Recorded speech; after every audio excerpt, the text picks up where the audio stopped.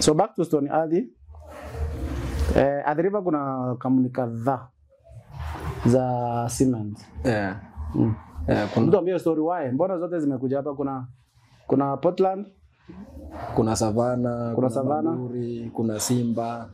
Why? Mbona zote zina Mombasa pia na kuna Simba huko along the highway.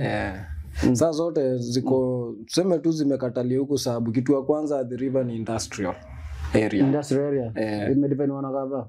Na gava. Kitu ya pili, hizo materials za kutengeneza simiti ziko mostly ndio maana uliona county ilikuwa mbeleni. County ilikuwa land ya Portland. County ile shamba yenye ilibomolewa hii time ya Ruto venye aliingia. Huko mbele. Hapo ndio walikuwa wanaenda kuchimba hizo materials zenye wanatumia. Lakini venye sasa ilikuja wakamaliza hiyo area, wakahamia area nyingine, wanaendaga wakimove.